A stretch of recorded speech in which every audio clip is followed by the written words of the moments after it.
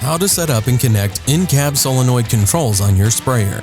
In this video, we'll be using an Enduraplas Field Boss 365 UTV sprayer. Before you start, unpack the components of the solenoid controls. Step 1. Start by removing the sprayer wand clips off the sprayer's tank. For this setup, we will be using a custom bracket that does not come standard with the Solenoid Kit. We're going to remove the standard bracket from the valve bank, then mount the wand clips to the new bracket and mount it to the inserts on the tank.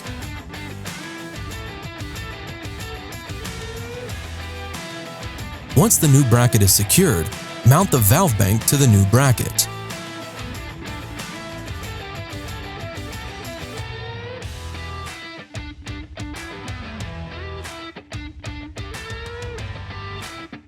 Use Teflon tape and thread sealant. Secure the 3 valve barbs, the intake elbow, and the return elbow to the valve bank. Note, these fittings do not come with the Solenoid Kit, so you will need to purchase your own. Step 2. You will need to remove the Field Boss control arm. Start by undoing the hose clamps at the control valve and cutting the hose. Make sure to keep the hose clamps, you will need them again.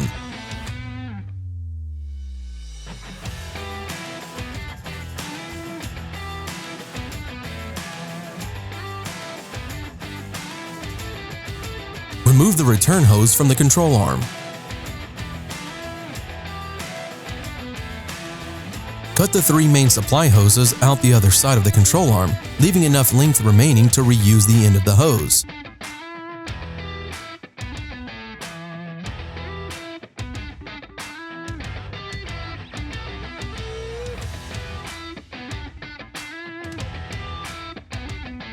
Unscrew the control arm from underneath the frame and remove it completely.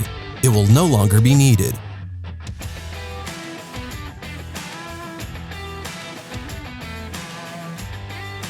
Step 3. Now it's time to fit the hose to the new valve bank. Be sure to connect the right, left, and center boom sections to the correct valve so your controls are accurate. Trim each hose to the right length, slip the hose clamp on and secure it to the valve.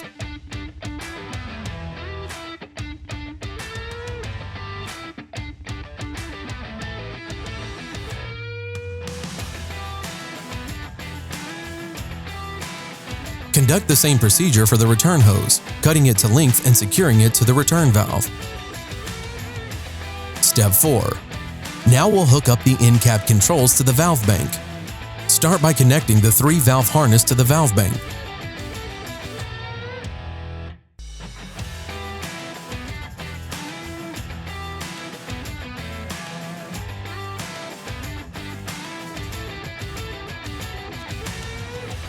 Connect the 2 spade connectors to the butterfly valve.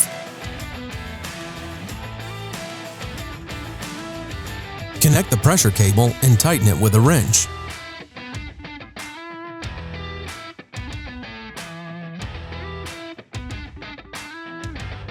Connect the wire harness to the controller. Then connect the other end of the pressure cable to the controller and tighten it with a wrench until it is secure.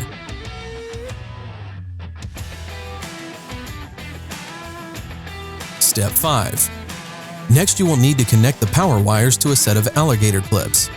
You will need to purchase your own as the kit does not come with them. Using heat shrink butt splices and a blowtorch, secure the alligator clips to the power cables.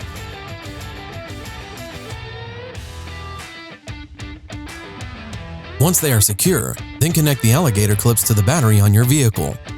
Finally, run the in-cab controls up and into the cab. Your in-cab solenoid controls should now be set up and ready to use.